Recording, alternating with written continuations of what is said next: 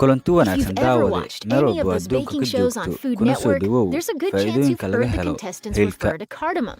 Says what Hilku is cardamom? waa mid ka mid Yeah, ah how can I geedaha use it in my jirka everyday lagu menu? daweeyo Yeah, it's caafimaad ahaanna understandable. It's not the aadanaha u most fiican. common spice Sidoo out there. kale hilka waa Cardamom mid may ka not mid get ah the acclaim of hawaashada cinnamon, nor dunida does it muddo pop dheer up in laga recipes soo as often as isticmaali jiray. ginger, but this Ilaa spice is maantana very much waa a la potent isticmaalaa addition inkastoo to any qiimihii spice uu rack. qaali It yahay. was first used by Sidaa the darteed Egyptians waxaan as halkan mouth kugu soo fresheners gudbinayaa and later by waxtarka the uu Greeks leeyahay in hilka. perfumes. But for us modern Number folks, 2, what does this spice hilku taste like? wuxuu And wanaajiyaa how can you go dheefshiidka about using it oo in waxa your uu own kitchen? caawiyaa In shaqada its raw dheefshiidka form, waayo cardamom is wuxuu a kiciyaa greenish dheecaanada pod ku that shaqada leh comes from a plant dheefshiidka. which, according to 2, Gardener's Path, hilka thrives wuxuu ka in the hortagaa mountainous forests of wadno-qabadka India. iyo But cudurka today, faaliga it's grown in sababtoo ah warm climates hilka such as Florida wuxuu qani and ku Hawaii. yahay As for the taste, that maadooyin really sunsaarayaal depends ah on oo whether dabiici it's ah. green Sidaa or black daraaddeed cardamom. wuxuu Green hagaajiyaa cardamom xididdada produces a dhiigga zesty isagoo ka citrus flavor hortaagaya that can be somewhat kolestaroolka. sweet and 3, spicy at the same hilku time. wuxuu la Black dagaalamaa cardamom, on the bakteeriyada other iyo hand, weliba is an almost infekshanka. smoky, Maxaa yeelay minty, hilka menthol-like wuxuu flavor alla that weyne works ku abuuray especially awood well uu in ku savory dilaayo dishes. bakteeriyada You iyo may weliba occasionally see white infekshannada. cardamom,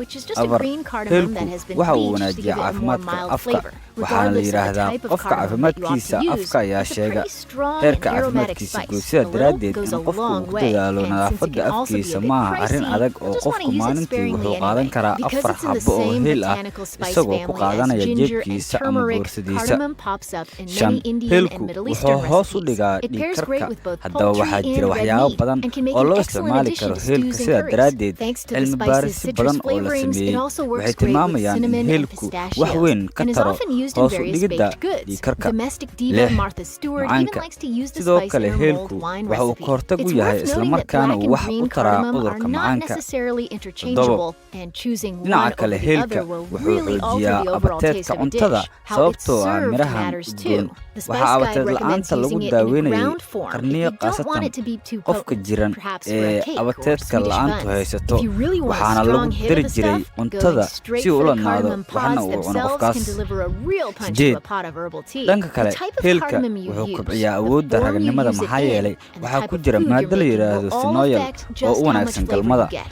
It's certainly a 9, fantastic spice to hilka work with. cimriga Put a ayuu dash of it dheereeyaa. in your pancake Alla batter weyne is going to salawaatullaahi taste a calayhi lot ayaa different than haya if you're adding cimri it to a dheerida stew balse or waxaa curry. mudan inuu qofku Allah subxaana wa tacaala Balsamic uu mushrooms, weydiisto cimri baraka leh. chunky, Sidaa daraaddeedna sun-dried waxaa jira tomatoes, cuntooyin ka hortaga cardamom. da'da Ooh, aan taking a chance xilligeeda there, la Chef gaarin. Jim.